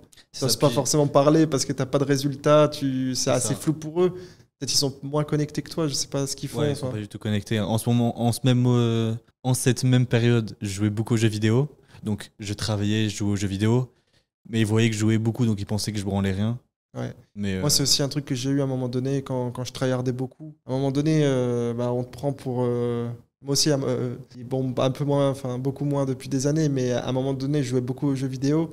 Et finalement, des fois, il y a un raccourci con, mais tu es derrière ton PC, tu passes toute la journée là-dessus, bah, tu branles joues- rien, tu tu joues joues aux toute la jeux journée. vidéo. Alors que toi, tu tryhards, tu te la Ouais. butes, tu as l'impression que tu es en train de faire un truc de fou. Tu Ouais, essaies de changer ton sort, mais on te prend pour un branleur. Et en fait, il y a cette dissonance entre je suis en train de tryhard, je travaille comme un cinglé et on te prend pour un branleur. Et Ouais. ça, c'est vraiment désagréable à vivre désagréable et pendant des mois en plus. c'est dur, hein. Puis À quand ça- table, on te prend pour un petit con alors que tu Exactement. as l'impression que tu as envie de changer le sort de toute ta famille, tu as envie d'élever tout le Ouais. monde, mais on te prend pour un con à ce moment-là. Carrément. C'est le plus dur, je pense. Ouais. Mais c'est ce qui peut aider également. Si tu te fais pas détruire par ça, c'est ce qui t'aide, je pense, aussi à vraiment pop-off, quoi, Ok. à t'en sortir. Carrément. Donc, ouais, c'est ok, super inspirant. Du coup, ouais, t'es entre guillemets, hein, mais t'as ta famille ado, tu drop out, tu tryhard pendant un an, Ouais. t'es dans un endroit en plus, t'as pas tellement de contacts. Même quand tu commences à Zéro. péter, les gens ils te comprennent pas forcément. Non, non, bah, j'ai toujours les mêmes amis que depuis le collège. T'as réussi à garder du lien Ouais. avec tes amis d'enfance? Ouais, j'en ai besoin, franchement. Il faut que je sorte un peu du business de temps en temps, ça fait du bien de retrouver ceux qui ont un parcours comme C'est tout cool, le monde. des quoi. fois ça crée des fois ça crée des tensions un peu, les lifestyles peu. qui changent. Ouais. Toi, t'as réussi à. Moi, j'ai réussi à garder, Super. j'ai eu aucune mauvaise expérience pour l'instant. Ou alors peut-être que je ferme les yeux dessus, je sais pas. Ça les a motivés un peu à faire comme Ouais, toi bien sûr. ou- Il y a Ouais. beaucoup ont essayé, beaucoup ont arrêté. Il y en a qui continuent, il y en a qui portent d'autres choses, mais au moins ils ont les yeux ouverts. T'as ouvert dessus. les yeux, enfin qu'une autre vie est possible. C'est ça. C'est génial. C'est trop bien. Du coup, Dubaï, alors, tu vas faire un mois, comme tu disais, J'ai en à ma mère vacances? que je pars un mois pour découvrir. Je lui ai dit que c'était dans le but de m'expatrier, mais d'abord je voulais découvrir, voir si ça me plaisait. Ok, Et au final, je reste quasiment 4 mois, ok, donc de septembre jusqu'à Noël. ok. Septembre, octobre, novembre, décembre. Ouais, quasiment 4 mois jusqu'à Noël. Et je me vois faire ma vie là-bas, quoi. Très clairement, c'est, Ok. je passe de la campagne à la plus grande ville du monde, enfin, la plus folle du monde. Là, c'est une nouvelle vie qui commence. Et comment t'as... Parce que dans la campagne, voilà, j'imagine que le train de vie coûte pas très cher. Bah, j'ai rien à dépenser, je Voilà. vis chez mes parents, quoi. Et là, quand tu, bah ouais, donc tu passes d'un train de vie low spend, tu vois, Ouais. ce qui est très, enfin, qui peut être très bien, voilà. Mais d'un coup, tu passes à Dubaï. Là, Ouais. tes standards sont différents en termes de spend. Complètement. Entre le loyer, le networking, aller manger au resto avec un tel, et Ça voilà, coûte là, très cher. on invite une maid, on invite, enfin voilà, on se fait vite, on s'adapte vite. Ouais. Est-ce que ça t'a mis de la pression de spend, Ouais. de spend cet argent? Ouais. Est-ce que justement, tu t'es dit, ok, je veux ce lifestyle, je dois faire plus? T'as vécu comment un peu cette différence de spending entre chez tes parents en campagne à maintenant je suis à Dubaï, qu'est-ce qui se passe? Bah, j'aime beaucoup spend parce que ça me met la pression de tu dois faire plus. Ok, J'aime avoir cette pression constante de ok, j'ai monthly, j'ai ce spend là que je sais qu'il va sortir, je dois faire plus. ok. J'aime cette pression Donc constante. toi, t'as un une peu chiante. pression positive, c'est Ouais. ok, moi je spend. Tu peux dire un peu combien tu spends en moyenne à Dubaï? Bah, j'ai 3 cas de loyer. Bon, en ce moment, je vais beaucoup au resto, j'ai pris pas mal de poids. J'ai 3 cas, je pense, de resto. Souvent, c'est quand quelqu'un il commence à Ouais, péter, ouais. J'ai pris du poids là. ça se voit, ça se voit. Ça se voit. Moi, Ouais. perso, Tu le vois? ah bah moi j'ai pris un peu de kilos Ouais. depuis que je suis à Bangkok, ouais. Après, tu on vas au va, resto tous on les va jours. se mettre au sport, ça va le faire, mais c'est vrai que quand t'arrives, t'as pas tes marques, tu cuisines pas, tu vas au resto et tu te fais plaisir, on va pas se mentir. Ouais, ouais. Tu prends vite 3, 4, 5 kilos. Ah ouais, Et carrément. ça fait partie du process. Complètement. Tu C'est fais du sport important. toi un peu à côté? Tous les jours. Tous les jours. Trop important. Ok, ça va, ça compense bien. Ouais, ouais. Moi, je vais m'y mettre là. Ouais, Ouais, trop bien. dans mon condo, j'ai une salle de sport. J'essaye d'y aller régulièrement depuis quelques jours maintenant. Je vais peut-être me mettre au Muay Thai. Voilà, Ouais. Ouais. voilà, on va juste, pour le sport, quoi. Vraiment, histoire de se chauffer un peu. Et t'aimes pas la course à pied? pas te trop, lancer. pas Parce que trop. moi, je détestais. Moi, j'aime bien les sports collectifs de base. Ah. J'avais fait beaucoup de basket quand j'étais beaucoup plus jeune. Mais ici, j'ai l'impression que c'est compliqué. Le paddle. J'ai fait du paddle en passant à Bali. J'ai kiffé. Génial. Paddle, je vais regarder s'il n'y a pas un truc autour. Ouais. Et si j'arrive à trouver un partenaire ou. Je crois que ça se joue beaucoup à 4 en plus, le paddle surtout. Ouais, 2-2. Il y a des terrains de 1v1, mais j'aime. Ouais, moi j'ai fait 1v1 Ouais. avec ma copine. On a déliré. On savait Ouais, pas trop jouer. C'est génial le paddle. Mais on se dépense à fond. Et ouais. Franchement, j'aimerais bien me mettre au sport parce que je compte pas arrêter les restos. C'est ça. Tu Faut comprends faire un peu. l'effort parce qu'on veut pas arrêter. Ouais, c'est ça. Exactement. Ok, donc tu vas à Dubaï, tu spend, resto. Ouais. Donc tu disais quoi, 3 codes de loyer, lifestyle à côté, entre la Je pense bouffe que et je tout. spend, ouais, un peu moins de 10K par mois, Ouais. sans compter les avions parce que je rentre tous les 1 mois et demi, 2 mois en France. En plus, les avions, tu prends pas la. je vois Ouais, les avions en j'aime bien story. spend, T'aimes bien spend, hein. J'aime bien Tu spend. prends pas l'économie. Hein. Non, j'aime bien spend. Et Ouais, mais donc un petit, allez, positivement. en moyenne, on peut partir sur un 8-9K, quoi. Facile, ouais. Et d'après toi, pour donner un peu de visu à ceux qui veulent s'expatrier, un range, voilà, pour vivre convenablement, tu vois, Ouais. pas non plus finir, c'est où? C'est à Sharjah. Sharjah, Ajman, dans les Pas bleds. finir à Sharjah parce que Ouais, bon, dans le désert. si c'est pour faire ça, moi je Faut conseille rester en de campagne. rester en campagne Ouais, et, carrément. et aller quand t'es un peu plus solide. Mais du coup, c'est quoi bon, j'imagine que tu peux dépenser 100K à Dubaï, hein, Oui. mais si on doit donner un range cohérent pour quelqu'un qui envisage de s'expatrier à Dubaï, par quelqu'un qui est à Dubaï depuis quelques mois maintenant, Moi, j'habite à Downtown, donc vraiment l'image où il y avait Yomi, je suis dans le bâtiment toi, où on voit l'image. t'as refait Ouais, ta scène. ouais, toi. j'ai vécu mon rêve.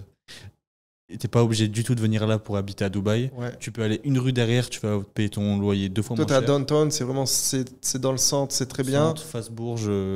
Et sinon, quelqu'un qui veut se peine un peu moins, mais qui veut pas finir à Sharjah, c'est quoi? C'est JVC? Business Bay qui est collé à Business Bay. Downtown. C'est juste le cercle plus gros, la deuxième Ouais, couronne. ouais, JVC, Marina, moi je suis pas fan. ok, C'est un peu les gourous de Twitter qui sont là-bas. ok. Et Cricarbourg maintenant, je pense pour 5K, tu vis très bien. Ok, bah Franchement. c'est super intéressant pour quelqu'un qui veut se lancer. Il y a quelques lieux intéressants à creuser. Ouais. Et en range, tout compris, on Tout peut. compris, vraiment lifestyle Ouais. complet, Voilà. 5K, je pense. Avec une petite assurance, ouais. une petite assurance vie sûr. à l'étranger. Et ça coûte pas cher, hein, parce que en France, on bande sur la carte vitale, mais au final, avec une assurance privée, tu payes le même prix que tu payes en France. Ouais, je suis d'accord. C'est un peu surcoté. Mais du coup, ouais, allez, on va dire 5-6K en dessous, vaut mieux attendre un peu avant de s'expatrier à Dubaï. Et voilà, savoir assumer le lifestyle, plus avoir de la trésorerie pour son Ouais. business, si c'est un business à cash flow comme Nicom, et se projeter sur au moins 1 an, 2 ans. Quoi. Faut pas arriver Oui, parce oui. que pendant 3 mois, vous pouvez payer 5-6K, hein, on est C'est ça, d'accord. il faut que ça soit stable, parce que tu sais pas ce qui peut arriver demain. Bien sûr, bien sûr. Et un hold, un blocage sur Ouais. PayPal et tout, faut être cohérent. On est dans un business à cash flow. Il faut pas s'expatrier parce qu'on a un peu d'argent de côté Ouais. aussi vite, notamment à Dubaï. Surtout Autant à Dubaï. en Thaïlande, à Bali, ça peut être un peu différent. Mais ouais, allez, 5-12K, c'est cohérent pour aller à Dubaï. Oui. Et ceux qui veulent spend parce qu'ils cartonnent, ils peuvent dépenser infiniment finalement, Infiniment. j'imagine. Il Là-bas, n'y a pas de limite. Il n'y a pas de limite. Y a hein. aucune limite. Les bons restos, les bons hôtels, Ouais, tu peux dépenser 50K sans faire exprès. Sans faire exprès. Hein. Tu glisses sur la carte, les 50K Ouais. ils partent. Ça paraît impressionnant pour un débutant, mais c'est vrai quand tu. Moi, perso, je te dis, je suis minimaliste, ça m'intéresse pas tellement. Mais un bon resto à 500 par-ci, Ouais. une belle suite par-là, Ça une part belle vite. voiture, une location, tu peux vite dépenser beaucoup. C'est Ouais. incroyable. Complètement. Mais Ok. si vous le prenez du bon pied, ça dépend de chaque personne. Hein. Il y en a, la pression, ça va les ralentir, d'autres, ça va les speed. Moi, Ça, personnellement, en toute honnêteté, Dubaï, c'était quelque chose qui m'intéressait, mais j'ai pas l'impression que mon moteur, c'est la pression. Ouais. Parce que moi, je suis assez passionné, j'aime ce que je fais, j'ai pas besoin d'avoir une énorme pression pour travailler beaucoup. Ouais. Et justement, moi, je préférais. J'avais visité la Thaïlande, c'est un pays que j'affectionne tout particulièrement. Et je me suis dit, pourquoi pas passer quelques années par là avant de potentiellement partir à Dubaï ou ne pas partir à Dubaï du Ouais. tout, juste faire 2, 3, 4 mois dans l'année. Mm. Et voilà, je préfère avoir un train de vie très modulable en Thaïlande.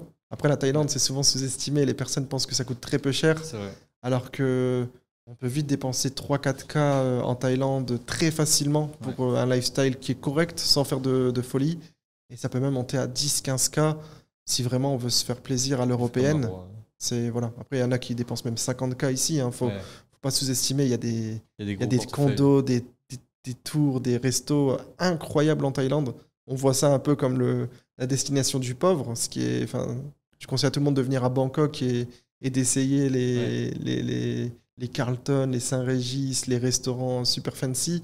Tu te rends compte que il y a des Thaïlandais qui pèsent beaucoup plus que toi. Il y a toujours des gens qui pèseront plus. Et plus, il y a beaucoup d'expatriés. Il faut savoir que les 1% le plus riche en Thaïlande est plus riche que le 1% le plus riche en France. Okay. Tu vois, rien que cette stat, elle en dit long. Carrément.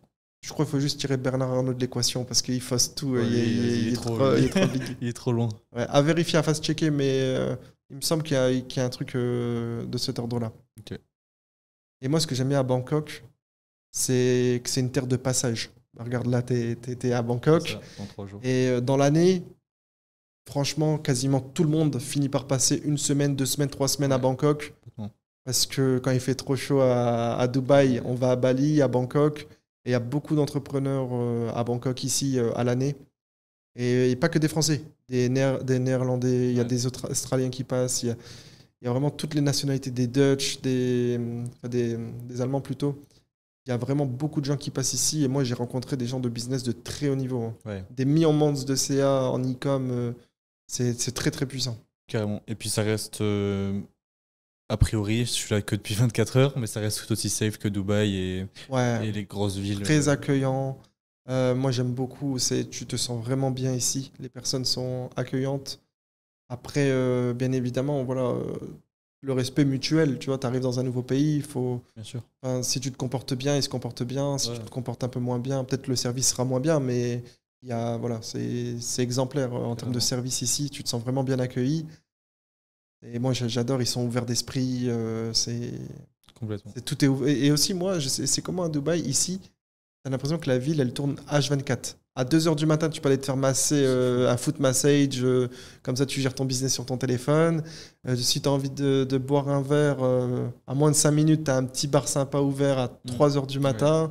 Ouais. Et ceux qui vivent la nuit, ils peuvent kiffer. Moi, je suis casanier. Et je travailler sur le PC. Ouais, moi, je suis un ancien dans le mindset. Moi, j'ai 40 ans. Je suis sur mon ordi. Voilà, mais il y en a qui peuvent s'amuser la nuit ici, ça je le sais bien.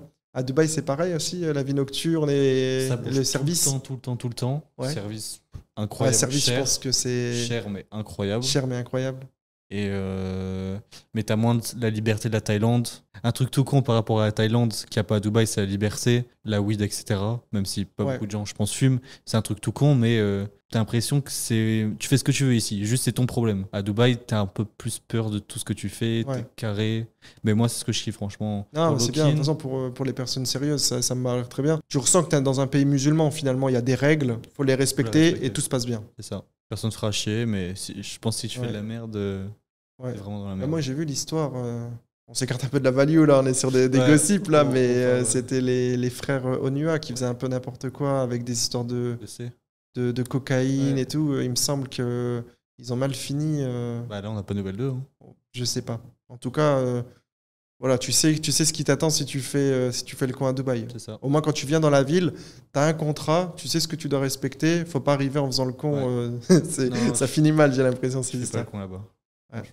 Après, à Bangkok, c'est carrément beaucoup plus ouvert en Thaïlande en général.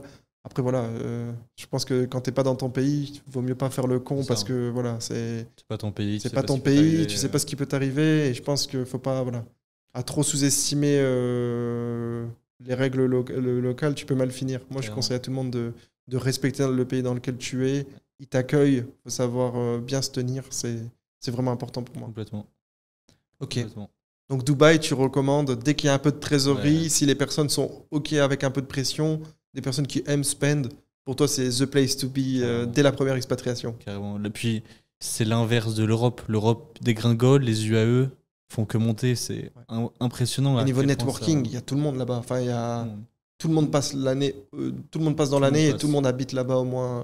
Tout le monde. Enfin, c'est incroyable. Et ça va trop vite. Ça va trop vite, c'est trop bien. T'es poussé à aller aussi vite que la ville. Tout va vite. T'as pas de pause. Si tu veux une pause, tu pars hors des Émirats Arabes Unis. Ouais, bah, tu as cette pression en fait de spend, surtout au début. Après, quand tu as un certain patrimoine, une certaine trésorerie, tu as peut-être un peu moins de pression. Mais Ouais. quand tu es encore jeune, tu te dis, ok, si je veux rester là, je sais que je dois faire de l'oseille. Ouais. Month to month quasiment, quoi. C'est Enfin, ça. pas loin. Ouais. Chaque trimestre, il faut que ça rentre. C'est ça. Ok. Mais après, c'est chacun ses, Ça, chacun ses choix et c'est ça qui est intéressant. Moi, ça m'a pas parlé. Toi, c'est quelque chose qui te motive et c'est ça qui est cool, c'est que le monde est vaste. Il y a pas mal d'endroits à visiter. Il y a pas mal d'endroits pour s'expatrier et chacun fait. Moi, je conseille tout le temps de quand même visiter, tu vois, aller visiter. Et si t'es pas capable de mettre un billet pour aller visiter, c'est que t'as pas la trésor pour t'expatrier. Et c'est plusieurs endroits, Ouais. franchement. Bali, Thaïlande. Moi, j'aime bien Bangkok. Je sais qu'il y a pas mal de gens aussi à Koh Samui et tout. Ouais. J'ai pas encore eu l'occasion de visiter, mais moi, c'est très Bangkok, j'aime beaucoup. Ouais. Ouais. Franchement, visiter. Hein. Ouais, Y a visiter. pas... C'est pas parce que quelqu'un dit que c'est bien que ça va vous plaire. Franchement, juste essayer toutes les villes qui vous font plaisir. Et puis, Carrément. En plus, ça pose... tu vas dans la ville, profite quoi. Ouais. Même si tu es dans un projet d'expatriation, tu découvres un peu le monde. C'est aussi pour ça qu'on fait de l'argent. c'est ça. Pour avoir des bons moments, networker avec des gens sympas, passer des super expériences. Complètement. D'ailleurs, ce soir, nous, on va aller regarder un bon petit combat de Muay Thai. Ça va être cool, tu vois. Ouais, ça va être trop cool. C'est ça aussi, voyager, ça permet de passer des bonnes expériences, de se faire des amis. Nous, on va visiter un peu ce qu'on nous a conseillé là. C'est quoi? C'est Chinatown. Ouais, les temples, Les Chinatown. temples. Ouais, les temples, ça sera peut-être. En matinée, ouais. Peut-être pas aujourd'hui, mais on va se faire un petit combat de Muay Thai, bien ça va manger. être cool. Ça va être sympa. C'est la petite ambiance thaïlande que j'aime bien pour le coup. Ouais. Que j'avais jamais vécu Moi, avant. j'ai pas encore vu un combat de Muay Thai depuis que je suis Ouais. ici. Moi, je suis lock-in sur mon PC, mec. Moi, je te dis, je suis expatrié. Je dis que c'est bien, mais je suis sur mon ordi. Tu peux me mettre n'importe où. Moi, je bosse à fond là en ce moment. Non, le business, il se porte bien. Ça grossit super bien là. On fait des super chiffres. J'essaie de vraiment garder mon momentum. Ouais.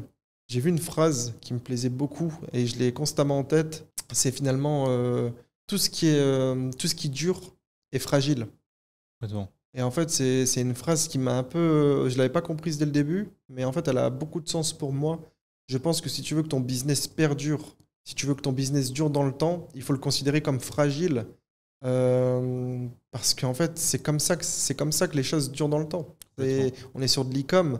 Une petite fluctuation, ton CPM, ton CPA, ça peut aller super vite. On l'a vu avec les tarifs. Il y a des gens qui sont morts directement avec les tarifs.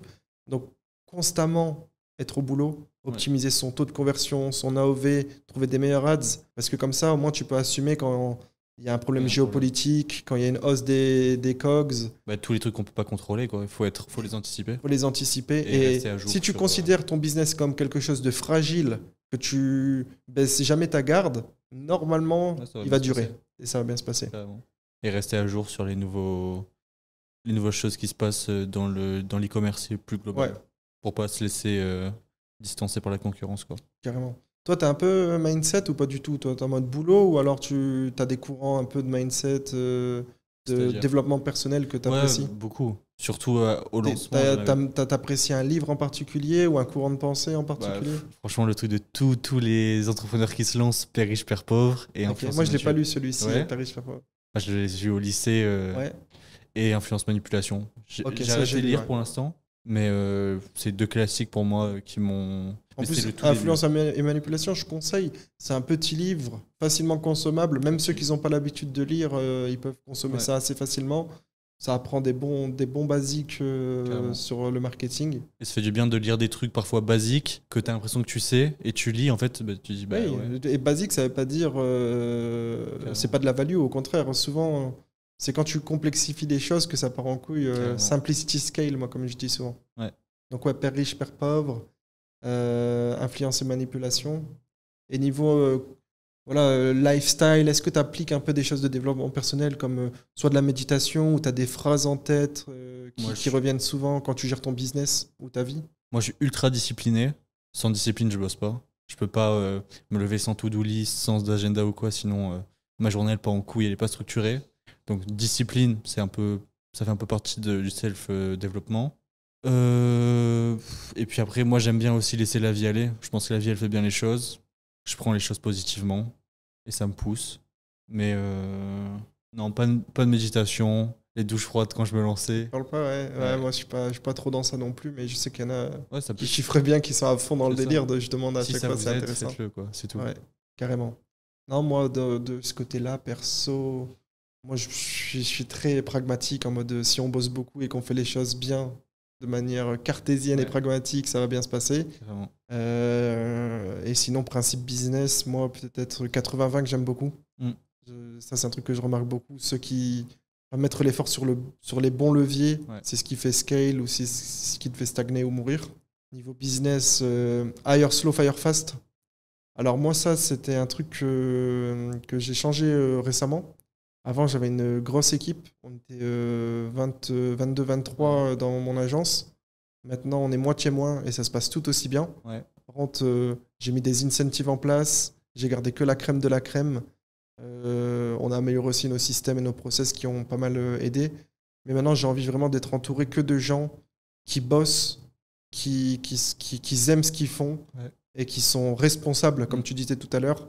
Je veux vraiment avoir une petite équipe de Navy Seals qui arrache tout, que d'avoir une grosse boîte de Ouais. gens qui sont à moitié sérieux.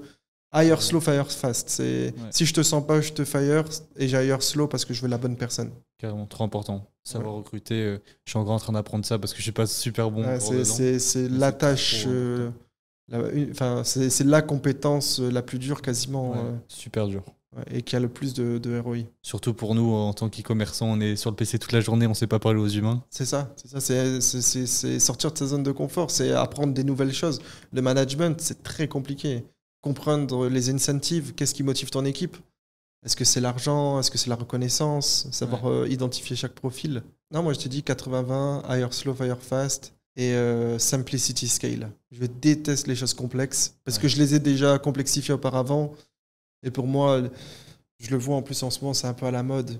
Faire 4000 sheets pour suivre les créatives, faire des systèmes ultra complexes qui sont finalement pas entretenus, qui sont pas exploités.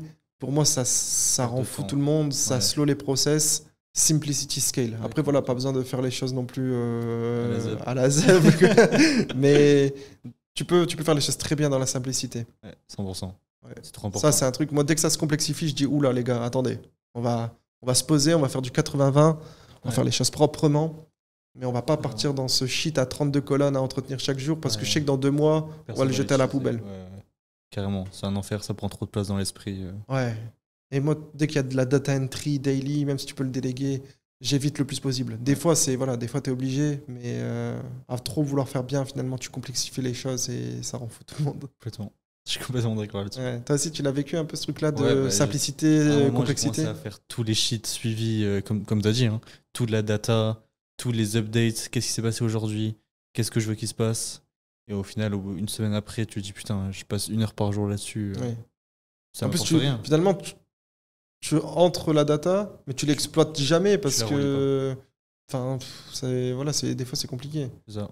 Après, il faut savoir traquer les nombres, enfin, traquer les chiffres, parce que sans ça, un business où tu c'est traques rien, il se passe rien, mais il faut savoir trouver le juste milieu, quoi. Traquer les bonnes choses et faire en sorte que ça soit facilement exploitable et facilement entretenable.